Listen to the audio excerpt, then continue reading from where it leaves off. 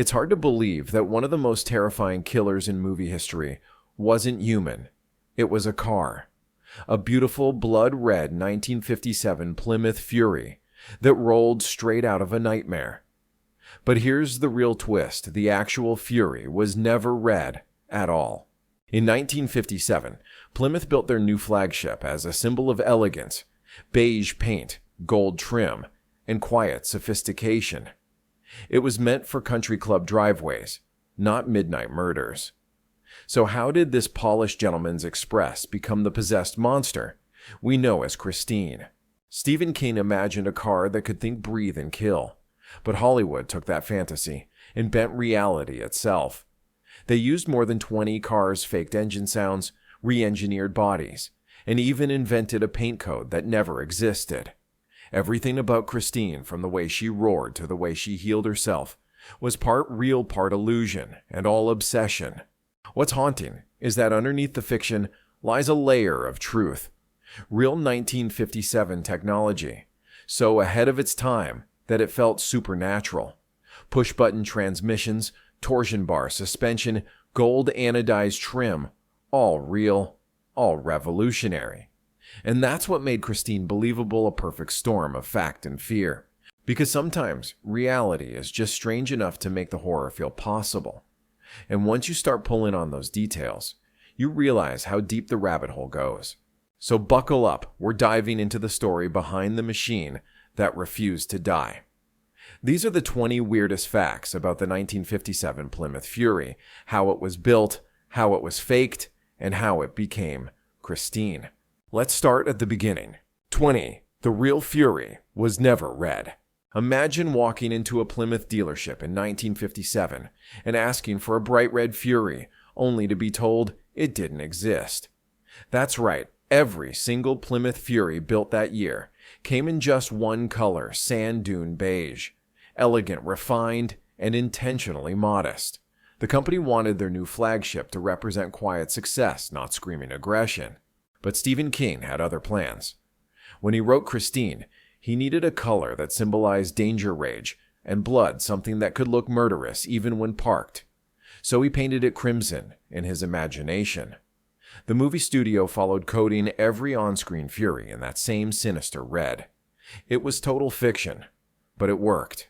The result was an unintentional PR nightmare for Plymouth.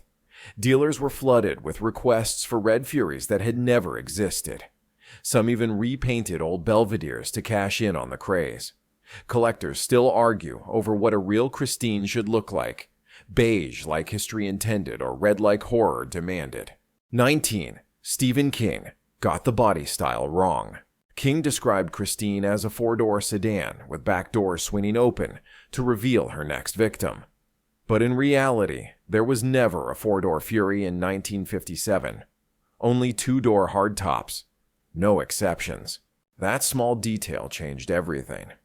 When the filmmakers realized King's mistake, they had to make a decision, stay faithful to the book or to reality. They chose reality. Every Christine on set was a two-door, meaning scenes had to be rewritten. Characters squeezed through front seats. Bodies were shoved through narrow gaps. Even the blocking of the shots changed, all because of that one factual oversight. And here's the fun part. King never corrected it. Not in interviews, not in later editions. Maybe he figured no one would notice, or maybe deep down, he liked his version better. 18. Hollywood used over 20 cars. When you see Christine on screen, you're not looking at one car, you're looking at more than 20. Some were pristine for beauty shots. Some were already wrecked for crash scenes. Some didn't even have engines. Finding real 1957 Furies in 1983 was nearly impossible. They were already collector's items. So the prop department got creative. They bought cheaper models, Belvedere Savoys, even a few 58s, and dressed them up as Furies. New grills, custom trim, and that unforgettable red paint turned them into perfect clones. Each car had a role. A hero car for close-ups, a stunt car for destruction, and even hydraulic shells designed to crumple and uncrumple on cue. When filming wrapped, most were crushed, burned, or stripped for parts. Only a handful survived, and those survivors became horror legends. 17. Push-button transmission. Real 1950s sci-fi. One of the strangest, most futuristic details in Christine was completely real. The 1957 Fury didn't have a gear shifter. Instead, it had a row of chrome push buttons on the dashboard labeled drive neutral and reverse. Drivers didn't shift, they pressed. It was called the torque flight transmission, and in the 1950s, it looked like something out of the Jetsons. For some, it felt elegant and advanced. For others, it was terrifyingly unfamiliar. But it was reliable smoother than most manual gearboxes of its time. In the movie, this real innovation became the stuff of nightmares. Imagine those buttons pressing themselves in the dark, the car sliding into reverse with no one behind the wheel. That eerie little detail made the Fury feel truly alive. 16. The engine made serious power. Under Christine's long hood growled something formidable, a 318 cubic inch V8 with dual 4-barrel carburetors. That's 8 barrels feeding pure fury. In an era when most cars barely broke 100 horsepower, the Fury roared with 290. It could hit 60 mph in under 8-second supercar numbers for 1957. Plymouth even offered a racing camshaft that pushed the power even higher, flirting with the 300 horse mark. The Fury wasn't built for grocery runs, it was built to dominate highways. Its throaty idle sounded like a warning, elegant on the outside, but violent underneath. That duality made it the perfect horror icon, a beast disguised in Sunday clothes. When King chose the Fury, he didn't just pick a car. He picked a predator already waiting to be unleashed. Every story has a beginning, and Christine's was forged in contradictions, luxury, and menace, beauty, and rage, elegance, and death. But once Hollywood got hold of her, things went from strange to downright unbelievable. Next, we'll explore how movie magic, mechanical trickery, and a few shocking coincidences turned a simple prop car into a living nightmare. 15. Movie magic made Christine regenerate. Those chilling moments when Christine healed herself metal, folding back into shape, shattered glass, reforming dents, popping out like nothing ever happened, looked almost supernatural. But not a single frame involved CGI. In 1983, that technology didn't exist. Instead, the effects crew built a series of custom rubber and plastic car bodies fitted with hydraulic rams inside. When these rams pulled inward, the car appeared to crumple. When the footage was played in reverse, destruction magically became restoration. Panel straightened headlights reformed, chrome gleamed again. Every shot required surgical precision, coordinated lighting, camera angles, and timing. Sometimes a single self-healing moment took days to perfect. Yet the effect was so convincing that it remains one of the most impressive practical illusions in horror cinema history.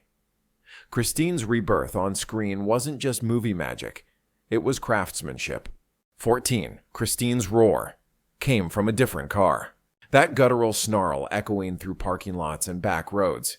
It didn't belong to a Plymouth Fury at all. The sound team discovered that the real Fury's 318 engine sounded too tame, too polite. So they borrowed the voice of a beast, a 1970 Mustang equipped with a 428 Super Cobra jet engine. A 7-liter monster whose deep feral rumble became Christine's heartbeat. Engine noises were meticulously matched to each driving scene acceleration, idling, screeching turns. Even car experts were fooled. It's ironic, really Hollywood's most famous Plymouth spoke with a foreign accent. And somehow, that made her even more menacing. 13. Original Furies were incredibly rare. By the time filming began, genuine 1957 Furies were nearly extinct. Plymouth had only produced about 7,438 that year, fewer than most modern models sell in a single day. And of those few, had survived decades of rust crashes and neglect. So when Hollywood needed 20 Christines, they faced a near impossible task. Collectors gasped as real classics were bought stripped and sacrificed for the movie. Each crushed Fury was a small tragedy, irreplaceable pieces of history, destroyed for art. Ironically, that destruction made the survivors even more valuable. Today, a verified Christine movie car can fetch 6 figures. The line between horror prop and sacred relic has never been thinner. 12. Screen cars became instant collectibles. After production wrapped, the surviving Christines didn't fade into obscurity, they became legends. One pristine hero car toured conventions and auto shows. Fans paid just to sit inside, to feel the red leather, to touch the dashboard of evil. Another underwent a meticulous restoration and sold at auction for an astronomical price. Even wrecked stunt cars found new life in private collections. Some owners claimed strange happenings, flickering lights engines that started on their own. Coincidence, probably. But when it comes to Christine, probably doesn't always feel reassuring. Those battered survivors transformed from film props into haunted trophies. Every dent, every scorch mark carried a piece of cinematic mythology. 11. The assembly line scene was pure fiction. That unforgettable opening, Christine rolling off the factory line killing workers before her first mile, set the perfect tone for the film. But it was 100% Hollywood invention. In Stephen King's novel, Christine was already old and mysterious when the story began. No factory murders, no cursed birth. Director John Carpenter wanted to show that she wasn't corrupted. She was born evil. So he created that chilling Detroit sequence from scratch. The golden age of American industry twisted into a nightmare, as a single car rolled off the line already possessed. It wasn't just an origin story, it was symbolism. America's post-war obsession with power and machinery, literally creating its own monster. Christine didn't become evil, she always was. By this point in the story, Christine was no longer just a car. She was a cinematic experiment, a fusion of real-world mechanics, studio trickery, and accidental mythology. But what came next blurred the line between coincidence and curse, because some of the weirdest truths behind Christine weren't in the script. They were hiding in the production logs, VIN numbers, and strange patterns that made people question whether fiction had bled into reality. 10. One movie car was built on Halloween. Sometimes truth is stranger than fiction, and this one feels almost supernatural. When restorers later traced the VIN numbers of the surviving Christine cars, they discovered something eerie. One of them had rolled off the assembly line on October 31st, 1957. Halloween. The day when the veil between worlds is said to thin, when the dead walk and evil stirs. And here was a blood-red Fury born on that exact day. The filmmakers hadn't known when they bought it. They only found out years later during restoration when someone checked the build sheet and froze. October 31st, stamped right there in black ink. It was a cosmic coincidence too perfect for Hollywood to script. The marketing team jumped on it instantly. A real Christine actually built on Halloween. That car became the centerpiece of promotional tours, and to this day, it still carries that date, almost daring people to believe it wasn't fate. 9. The Fury name was no accident. Plymouth didn't choose the name Fury by chance. In the mid-1950s, American car culture was obsessed with speed, strength, and danger. This was the age of the Cold War, when even the names of cars sounded like missiles. Fury captured that restless, violent energy. It wasn't soft or sophisticated. It was raw emotion, mechanical rage wrapped in chrome. Plymouth could have gone with executive or aristocrat, but those names sounded dull next to Fury. The marketing tagline even read, "Suddenly it's 1960, promising futuristic speed that ordinary people could buy." When Stephen King saw that name, he didn't need to invent menace. It was already baked into the badge. A car called Fury practically demanded a temper. And in his imagination, it got one. 8. The gold trim was literally gold. The shimmering gold details on the real 1957 Fury weren't cheap paint or foil stickers. They were made from real anodized aluminum processed with actual gold compounds. Plymouth wanted their new flagship to ooze luxury, so they used a space-age anodizing technique that gave the trim a permanent golden glow. It wasn't just for show, it was engineering pride. The finish resisted corrosion and never dulled. In sunlight, it gleamed like jewelry.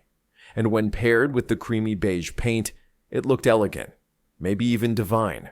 But in Christine, that same gold trim against crimson paint took on a sinister glint. Collectors today pay thousands for genuine original trim pieces because the process is almost impossible to replicate. The irony: the gold that once symbolized prestige now glimmers with a hint of evil. 7. Dual headlights were cutting-edge technology. Those 4 headlights that gave Christine her piercing stare weren't designed to be terrifying. They were futuristic. In 1957, dual headlamps had just become legal across the U.S. Until then, cars were limited to 2 lights, one on each side. Plymouth wasted no time jumping on the innovation. The Fury became one of the first cars to feature quad headlights stacked vertically rather than side by side. It gave the front end a distinctive, almost predatory look. That design choice aged beautifully into horror iconography. In the film, those glowing 4 eyes became Christine's most recognizable feature, her way of watching, hunting, and resurrecting herself from the darkness. What started as engineering progress became one of the creepiest cinematic gazes ever captured on film. 6. The interior was pure luxury. Forget the idea of Christine as a rough street racer. The real Fury was a gentleman's car. Her interior was lush, deep soft upholstery, gold accents, chrome switches, and a dashboard that looked like it belonged in a spaceship. Even the steering wheel was huge and sculpted for comfort, not aggression. Power steering, power windows, and power seats were all available options unbelievable for 1957. Some even came with air conditioning and an automatic signal-seeking AM radio that raised its antenna on startup. To sit in a Fury was to experience middle-class American luxury at its peak. That's what made the film's transformation so unsettling. Christine wasn't an old wreck that turned evil, she was born beautiful. The horror came from watching something elegant lose its mind. By this stage in the story, you can see how Christine's myth was built from layers of truth, real technology, real ambition, and real craftsmanship warped by imagination. But the deeper we go, the line between fiction and reality blurs even further. Because the last 5 facts reveal not just strange coincidences, but a legacy, the impact Christine left on pop culture, car collectors, and the mythology of the American road itself. 5. The suspension was racing-inspired. Christine didn't just look fast, she was fast. Plymouth's engineers gave the 1957 Fury a suspension setup that was revolutionary for its time.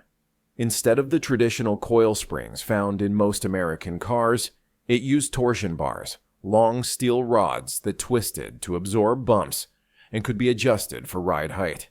Drivers could fine-tune the stance of their car, lowering it for sleek road handling or raising it for a more commanding ride. This was decades before adjustable suspensions became common.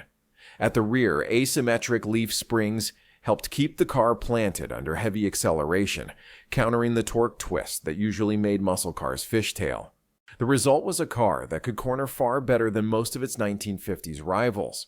Christine, in other words, didn't just kill with speed, she stalked with precision. Her pursuit scenes worked on screen because the real car could actually move like that. 4. Limited production made each car special. Here's the math behind the myth: only 438 Furies were ever built in 1957. That's an incredibly small number compared to the mass-produced sedans of the time, and every one of them came in the same beige paint with gold trim, no exceptions. Manual transmissions were rare, with only a few hundred ever made. The rest were automatics built for smooth, luxurious driving. So when the film destroyed more than a dozen genuine cars, it wasn't just damaging movie props, it was erasing history. By the time Christine was released in 1983, perhaps 1,000 original Furies remained. That rarity gave the story extra weight, the idea that a car so scarce could also be so cursed. It made sense in a poetic way, something precious that refuses to die. 3. The movie created a fake paint code. Remember that unforgettable red? It never existed in Plymouth's catalog. The production team actually invented a paint color for the film, a rich, sinister shade they dubbed Autumn Red. They even gave it a fake code number and created mock documentation to make it feel authentic. Different cars were painted with slightly different mixes so they'd look consistent on camera under various lighting conditions. Some tones leaned more orange, others darker and bloodier. Restorers today still argue over which Christine red is correct, because no two cars matched exactly. Paint suppliers even sell their own interpretations of the color now, though none are official.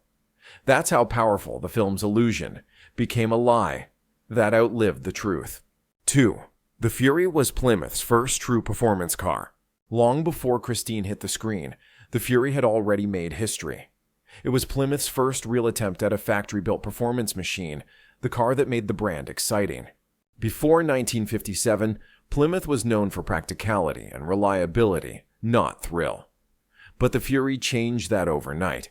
With its high-compression V8 dual carburetors, upgraded suspension, and sleek design, it was fast modern, and for its price, shockingly powerful. This car marked the birth of Plymouth's muscle car legacy, paving the way for legends like the Roadrunner GTX and Hemi Cuda. The Fury didn't just inspire Stephen King's imagination, it inspired an entire generation of American performance cars. Christine then was more than a horror icon. She was the spirit of the muscle car era, beautiful, angry, and impossible to ignore. By the end of these chapters, the story of Christine had transcended fiction. She wasn't just a villain or a collector's item. She became something symbolic, a living ghost of America's obsession with machines, beauty, and danger. But there's still one last revelation, left the origin of it all. Because Stephen King didn't invent Christine out of thin air. Her story began with something real, something personal, and something that still gives people chills decades later. A real car inspired Stephen King. Every legend begins with a spark, and in Christine's case, that spark came from Stephen King's very own driveway. In the late 1970s, King owned a used car that seemed wrong. Not dangerous, not haunted, but off. The radio changed stations on its own. The odometer occasionally ran backward. Sometimes the engine refused to die even after he'd turned the key. He joked to friends that the car was possessed until one day the joke stopped being funny. Small malfunctions piled up, lights flickered without reason, and the car's personality seemed to shift. That's when King started asking himself the question that would fuel one of his most iconic stories. What if a car could really be evil?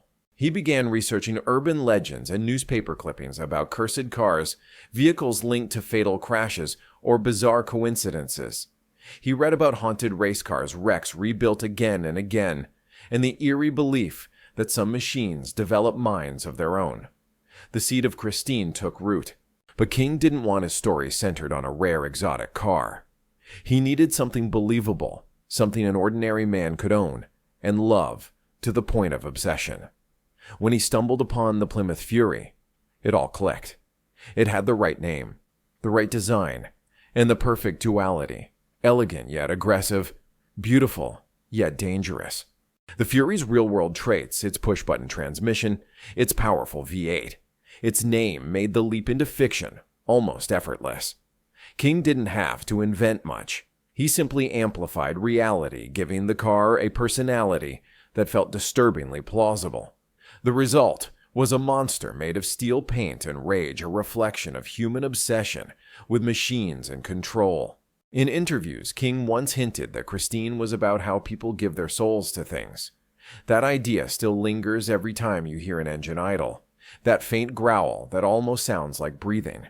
Maybe it's just mechanical rhythm, or maybe it's something else. When King's Haunted Plymouth became a novel, and then a film, it tapped into something primal. The fear that the things we build might one day stop listening to us. Machines obey until they don't. And that's why Christine endures. She wasn't born from fantasy. She was built from frustration, fascination, and the terrifying thought that maybe the machine hates you back. The truth behind Christine isn't just about one car. It's about us. Our faith in our creations, our desire to control them, and our horror when they turn against us. A red Plymouth Fury might not really be alive, but the fear she represents Absolutely is. It's strange, isn't it?